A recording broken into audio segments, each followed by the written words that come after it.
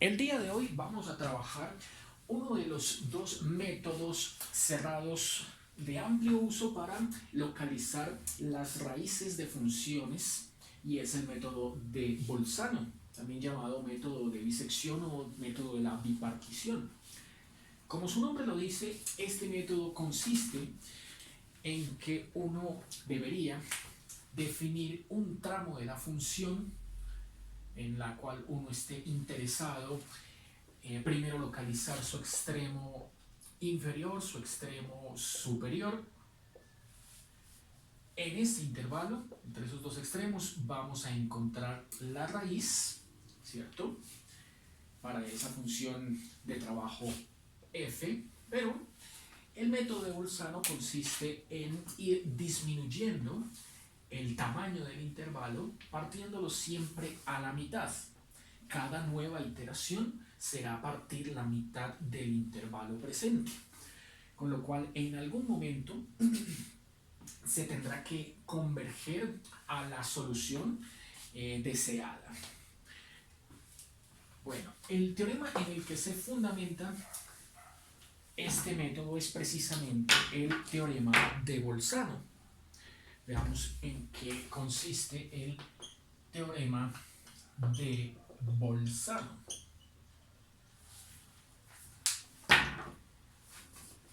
Dice que si uno tiene una función f continua en un intervalo cerrado a b, de tal manera que el producto de las imágenes f de a con f de b es siempre negativo, entonces esa función f debe tener al menos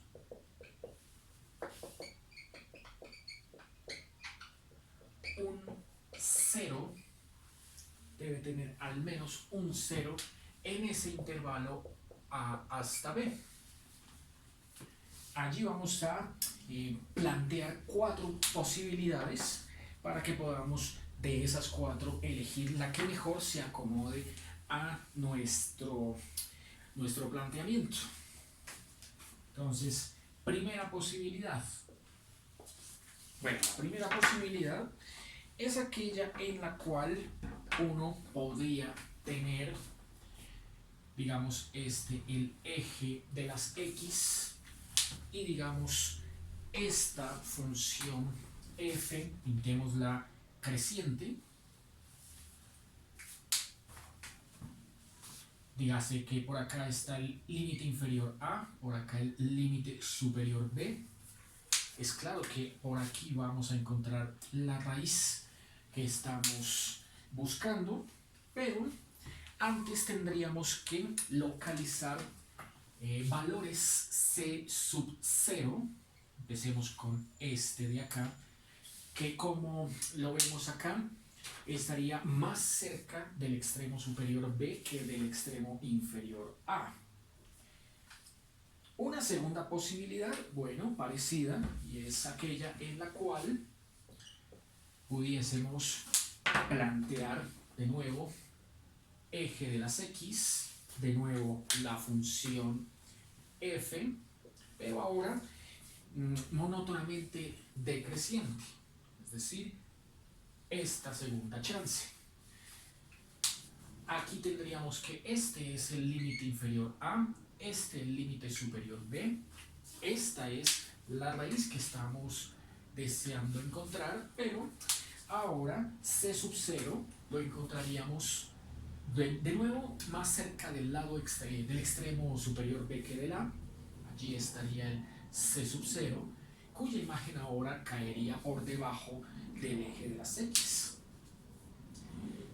Como es de suponer, habría una tercera posibilidad parecida a la primera, ¿cierto? De nuevo, aquí el eje de las x, de nuevo la función f creciente, de nuevo por acá el límite inferior a, por acá el límite superior b, pero ahora en este caso que el valor C sub 0 esté más cerca del límite inferior que del límite superior B. Esa sería la raíz que estamos esperando encontrar. Y la cuarta posibilidad, bueno, pues parecida a la segunda, es aquella en la cual pudiésemos localizar otra vez el eje de las X, otra vez la función monótonamente decreciente, otra vez por acá la raíz, una vez más aquí los límites, el límite inferior A, el límite superior B, y ahora el C sub 0 que se encuentre más cerca del límite inferior que del límite superior. Más adelante veremos esa cantidad C sub 0, que es el punto de partida de nuestras iteraciones, a qué fórmula obedece para que a partir de ese planteamiento podamos siempre seguir con la misma lógica. Pues dice el teorema de Bolzano que si entre esas dos cantidades, límite inferior, límite superior, hay un cambio de imagen, el signo de imagen, bien sea que como en el A y el C ella asciende o como en el B y el D ella desciende, el hecho de que se garantice el cambio de imagen sin importar si sube o baja, pues asimismo asegura la existencia de una raíz. Y para llegar a esa raíz E tendremos que aproximarlo mediante el planteamiento de esa cantidad C sub 0. Bueno, seamos un poquito más específicos con cada uno de estos casos. En la primera posibilidad tenemos que aquí la imagen f de A se encuentra por debajo del eje X, o sea que es negativa. La imagen f de B está por encima, así que es positiva. Se cumple el teorema de Bolzano, producto entre dos cantidades de signo opuesto, la negativa, ¿cierto? Pero aquí estaríamos planteando que el valor de la imagen fc sub 0 también es positiva. Se encuentra así como la segunda por encima del eje de las X. En este caso, en el caso B, la imagen de la A ahora es negativa, es positiva. La imagen de la A ahora es positiva, la que es negativa es la del B. Y la imagen del C sub 0 se encuentra ahora por debajo del eje de las X. En esta tercera situación, f de A es negativa, f de B es positiva y f de C sub 0 también se encuentra por debajo del eje X, negativa.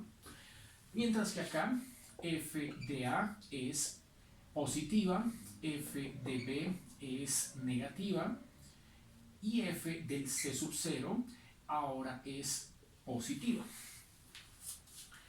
Como vemos, son cuatro situaciones distintas en las cuales, bueno, existirá una misma fórmula para proceder al planteamiento de ese C sub 0.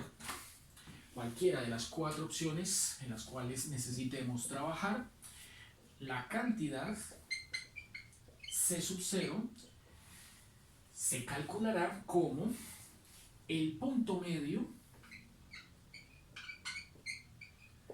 del intervalo de trabajo. Como en cualquiera de los cuatro casos, el intervalo es A hasta B, ¿cierto? Entonces la fórmula que usaremos en principio será sumar A con B y partirlo a la mitad. Esto será lo primero que haremos con cada uno de los ejercicios que tengamos que resolver mediante el método de la bisección. De acuerdo al dato que aquí proporciona esta fórmula, lo que sigue es calcular su imagen y mirar a ver si esa imagen es positiva, como en el primero y el último, o si es negativa, como en el segundo y el tercero, para luego tomar una decisión de cuál intervalo es el que continuará, ¿cierto?, la iteración número 1. Esta sería la iteración llamada 0, ¿cierto? Por ejemplo, en esta primera situación tendríamos que el intervalo siguiente para efectuar la nueva iteración tendría que ser, ¿cierto?, entre A y C sub 0.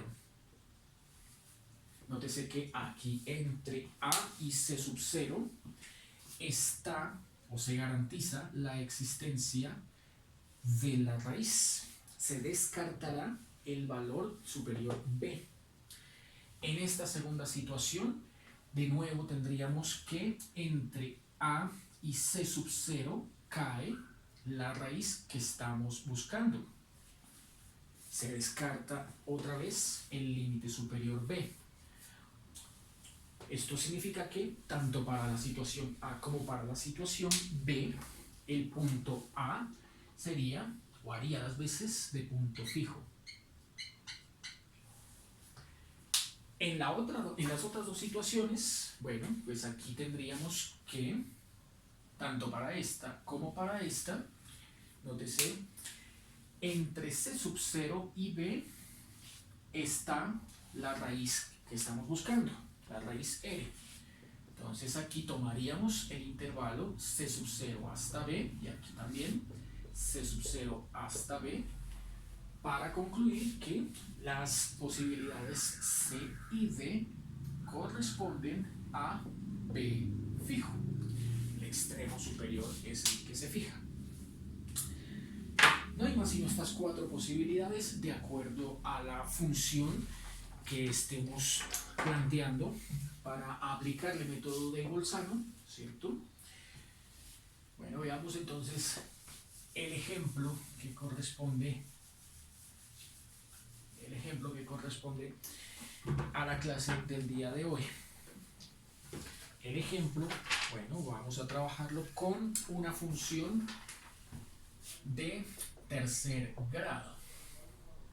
Encuentre la raíz de la función polinómica tercer grado f de x igual a menos 2x3 más 3x más 3 en el intervalo 1 hasta 2. Bueno, este tipo de funciones normalmente uno lo que haría es utilizar alguno de los métodos algebraicos clásicos, por ejemplo división larga o por ejemplo división sintética, ¿cierto? El asunto es que con cualquiera de esos dos deberíamos encontrar una raíz entera, pero da la casualidad que la gráfica de esta función pues no proporciona una raíz entera. Veamos la gráfica para esta función dada, eje Y versus eje X. Bueno, la curva de trabajo que nos dan acá, F, es una cúbica que por supuesto corta el eje de las Y en el valor igual a 3 y que cae por acá en el intervalo 1 a 2. Es monótonamente decreciente. O sea que de entrada descartaríamos la opción C y la opción A. Tenemos por acá. Porque tanto la opción C como la opción A corresponden a funciones monótonamente crecientes. Como esta es una función monótonamente decreciente en ese intervalo, y allí es justamente donde está la única raíz del polinomio, bueno, entonces tenemos que decidir si cae en la clasificación D o en la clasificación B. Y asimismo, con este resultado sabremos si el valor C sub 0, el punto medio, está más cerca del 2 o del 1. Entonces para ello hagamos un diagrama un poquito más esquemático, más práctico, pintando por acá al eje X solamente, por acá al 1 y por acá al 2. A ver qué encontramos. Entonces, para tomar esa decisión, ¿cierto?, aplicamos justamente esa fórmula que está en la parte derecha del tablero. Calculamos C sub 0 con los límites que nos plantea el problema, 1 hasta 2, los sumamos, lo partimos a la mitad, eso da 3 medios, o sea 1.5, y lo que sigue es evaluar ese 1.5 en la función original para calcular su imagen. F de C sub 0, o sea F de 1.5, reemplazaremos entonces en cada valor de la x de la función el dato 1.5 y esto nos da 0.75. Entonces 0.75, si tomamos como referencia este intervalo y aquí decimos que está el 1.5, ¿cierto? 1.5. Al ser positivo, lo que interesa es no solo la cantidad, sino sobre todo su signo. Al ser positivo, sugiere que la imagen para este punto caería, digamos, por acá. Habría que calcular también cuánto es f de 1 y cuánto es f de 2. Entonces, podemos plantearla por acá. F de 1, la imagen f de 1, da 4, reemplazando 1 acá da 4, y la imagen f de 2 da negativa 7, da menos 7. Entonces, si aquí dio 0.75, de hecho va más pegado aquí al eje X, ¿cierto? Pero por encima. Esta dio 4 y esta dio menos 7.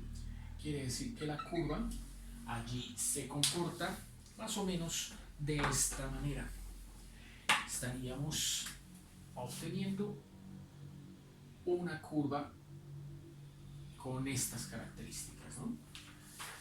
Como vemos, efectivamente esta situación corresponde preciso a la situación que no borré, la situación D. Entonces, en donde el valor C sub 0 que aquí obtuvimos está más cerca del límite izquierdo, el 1, que del derecho, que es el 2. Listo, eso también nos dice cuál es el nuevo intervalo de trabajo que deberíamos elegir, ¿cierto? Entonces, para estos valores, lo que uno acostumbra a hacer es ir coleccionando los resultados en una tabla, ¿cierto? Donde uno organiza todos los valores que va calculando, incluido el error porcentual, que es el error entre un dato y otro. Si bien aquí el problema no nos sugiere un error en particular, nosotros vamos a asignárselo diciendo hasta un error que se encuentre por debajo del 1%.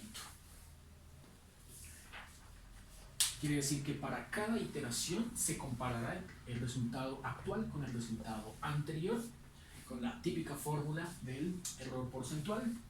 Y en el momento en el que ese dato esté por debajo de la unidad, ahí concluimos las iteraciones. Vamos a ver cuántas salen y a qué valor converge la solución. Entonces, esa tabla normalmente va construida con los siguientes datos. Primero vamos a asignar una cantidad n que sea la que corresponda a este subíndice. Entonces, claramente nuestro primer valor para n es el 0. Nuestro primer valor para n será el 0. Entonces, colocamos aquí 0. Luego vamos a colocar aquí el c sub n, el que con la fórmula del valor medio del intervalo nos dé, de acuerdo al cálculo, ¿cierto? Sumando los dos extremos, partiéndolo a la mitad, aquí en este caso 1.5. El tercer dato que vamos a colocar es el que calculamos por acá, la imagen. Entonces, la imagen que acabamos de obtener, la imagen de f c sub n, nos dio positiva y 0.5. si bien el valor no es tan importante, lo vamos a colocar, pero realmente lo que nos interesa es el signo. Y por último, allí vamos a construir el error, la fórmula del error porcentual. Bueno, la fórmula del error porcentual, recordemos, se arma como el valor absoluto del cociente entre dos cantidades. La del numerador es una diferencia y la del denominador es un único valor. Aquí sería valor actual, y aquí también abajo va valor actual menos valor anterior. Con esa fórmula uno va a sacar siempre, va a calcular siempre todos los errores porcentuales. Entonces, llevándolo al símbolo que estamos trabajando, sería epsilon n, ¿cierto? Por el subíndice, como decidimos llamarlo sub n, bueno, epsilon n, se plantearía como el valor absoluto de, el valor actual sería c sub n, el valor anterior sería c sub n menos 1, este valor absoluto va dividido entre el valor actual, que es c sub n, y todo el valor absoluto va multiplicado por el 100%. Pues resulta que no contamos, para completar esa fila, ¿cierto? No contamos con el dato c sub 0 menos 1. Hemos acabado de empezar la iteración dándole valor inicial a la n, que es 0, y no tenemos el dato c sub 0 menos 1, o sea, c sub menos 1, algo por ese estilo, no lo tenemos. Entonces, como no tenemos un punto de referencia para calcular ese primer error porcentual, pues dejamos en blanco este espacio, y a partir de la siguiente fila tendremos ahora sí un valor de referencia para poder calcular el error y obtenerlo. Bueno, entonces procedamos al siguiente paso. La segunda iteración continuaría con c sub 1. Entonces, c sub 1, ¿cierto? C sub 1, dámoslo acá, c sub 1, consistirá ahora en tomar este intervalo, ¿cierto? Está claro que, según lo que acabamos de mencionar, el intervalo de trabajo ahora cae entre el 1.5 que acabamos de obtener, que es el c sub 0, y este 2. Ahí en ese intervalo está, o vamos a localizar con una certeza que proporciona el método, allí vamos a localizar la raíz de la función.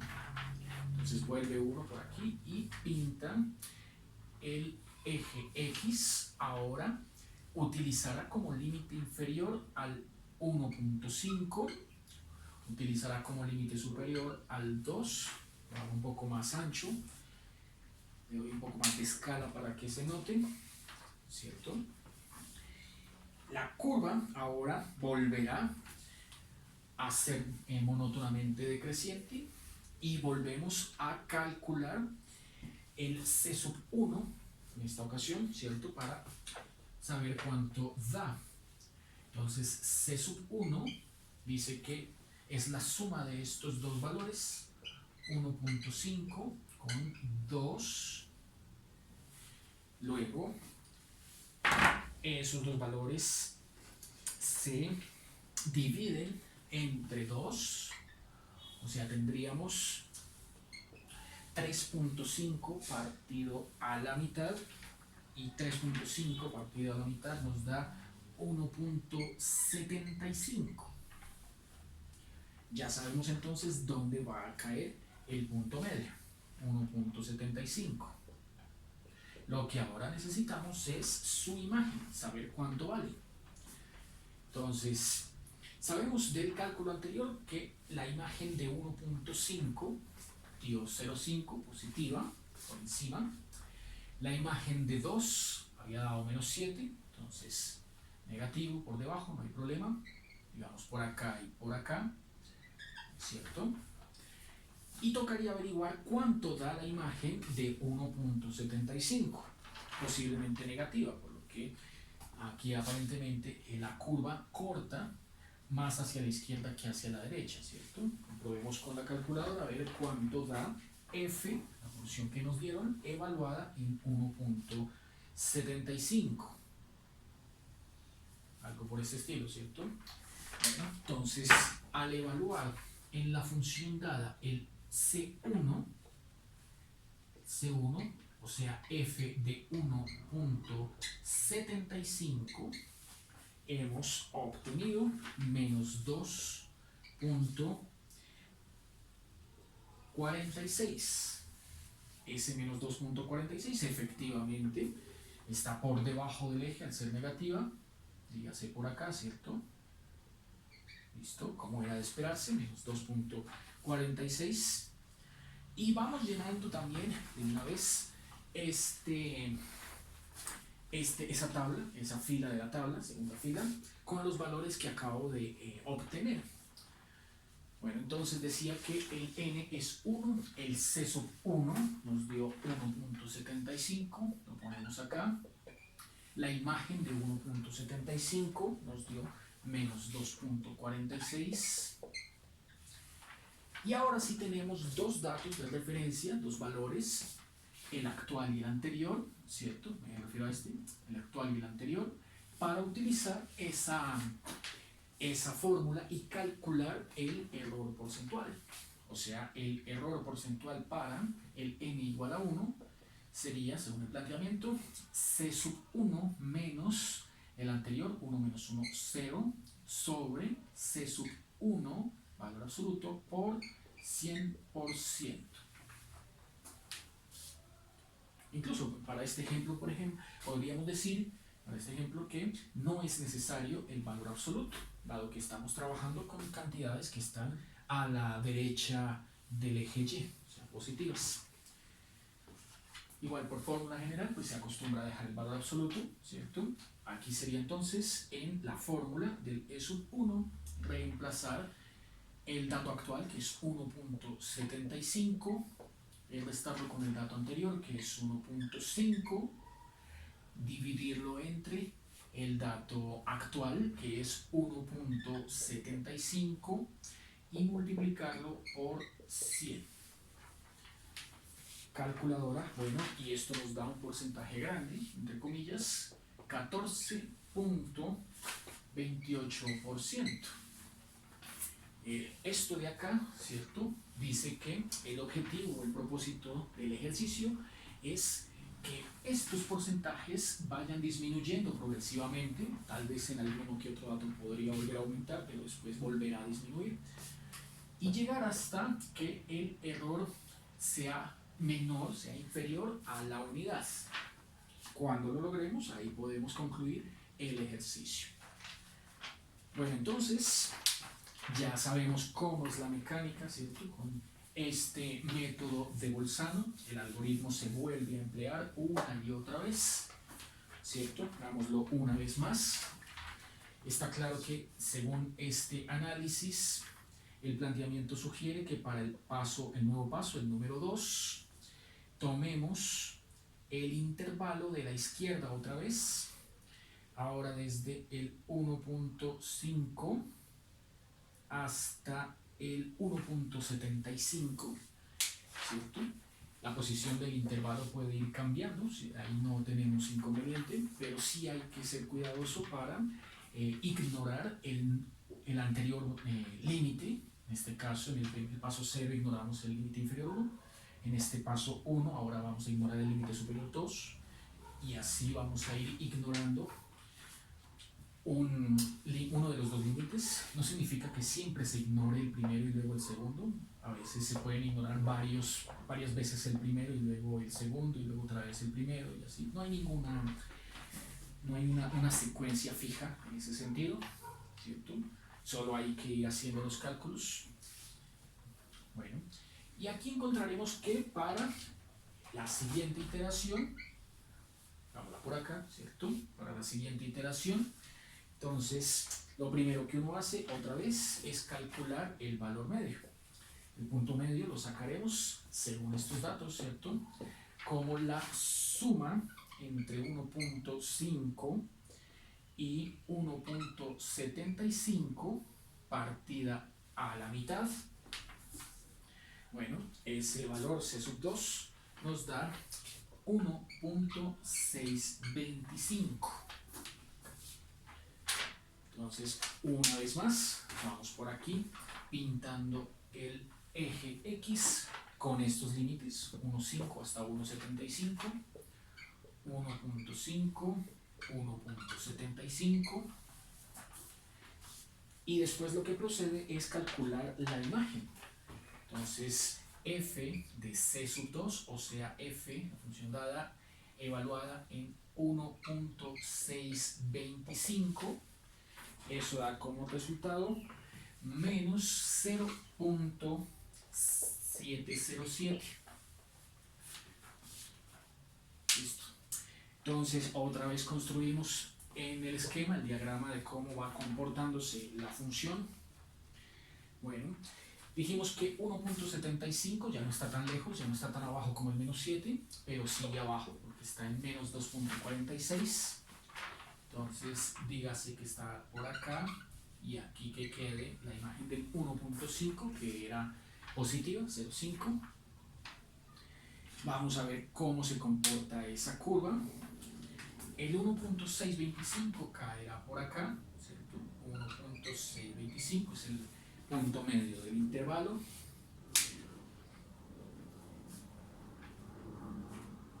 La imagen acaba de darnos también negativa, entonces, como era de esperarse, esa curva vuelve a comportarse como en el paso anterior, ¿cierto? Vuelve a comportarse de esta manera, fíjense. Y por lo tanto, ya tenemos todos los datos para completar aquí en la tercera fila, la tercera iteración. Dice que vamos en el paso 2. Pues el cálculo corresponde a la iteración número 3, ¿cierto? Pero aquí los hemos numerado desde el 0, por eso aquí colocamos el 2. El C sub 2 nos dio 1.625, su imagen nos dio menos 0.707. Listo, y el porcentaje. Entonces, otra vez calcularíamos planteando la fórmula del porcentaje, E sub 2 como valor absoluto del paso actual, C2, menos el valor obtenido en el paso anterior, C sub 1, sobre paso actual por 100%. Listo, con esa fórmula reemplazaremos los valores. Entonces, C sub 2 lo cambiaremos por 1.625, acá y acá. El C sub 1 lo reemplazaremos por 1.75. Listo, 1.75. Finalmente, el porcentaje que esto nos arroja es 7.69%. Porcentaje ha disminuido casi a la mitad del anterior. Bueno, para la siguiente iteración ya sabemos que aquí en este esquema hay que decidir con cuál intervalo trabajar. Otra vez vamos a trabajar con el intervalo de la izquierda, igual que como sucedió en la iteración anterior. Entonces, entre 1.5 y 1.625 a la izquierda, volverá a quedar atrapada la raíz. Cada vez se hace más preciso el tamaño, el sector en donde está localizada la raíz. El tamaño del intervalo cada vez es menor. Los límites superior e inferior son cada vez más cercanos. Por supuesto, nunca van a ser iguales, ¿cierto? Y bueno, también aquí el porcentaje cada vez va disminuyendo más y más hasta que en algún momento tendrá que superar esta condición, o sea, quedar por debajo del 1%. Entonces, para ello toma algunas iteraciones más. Entonces voy a colocar ya aquí solamente los resultados. Tenemos que para la tercera iteración, n igual a 3, cuarta iteración, aquí dio 1.5625, la imagen 0.058 dio positiva, o sea, cambiaría en ese caso al lado derecho, y el porcentaje bajó a 4. Para la siguiente iteración número 5, con n igual a 4, aquí dio 1.59375, la imagen volvió a dar negativa, menos 0.3151, y el porcentaje bajó a 1.96%. Ya casi se logra, pero todavía falta una última iteración. Iteración número 6, o sea, con n igual a 5, daría 1.578125. La imagen vuelve a dar negativa, menos 0.1261. Y el porcentaje ya aquí lograría el objetivo de que caiga por debajo del 1%. Dio 0.99. Este es entonces el momento en el que uno ya daría por concluido el ejercicio.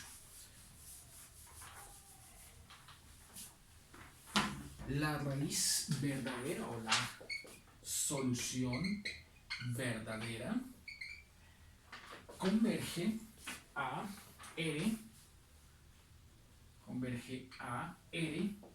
igual a 1.567468. Como vemos, no está demasiado lejos. La solución que aquí uno marca es este resultado, ¿cierto? Que dio 1,57 y que comparada con la verdadera, pues apenas tiene un error en la segunda cifra significativa, o sea, del orden de 1 sobre 100. Bueno, este ha sido entonces el método general para resolver funciones, ¿cierto? O expresiones de la forma f de x igual a 0 mediante el método de bisección.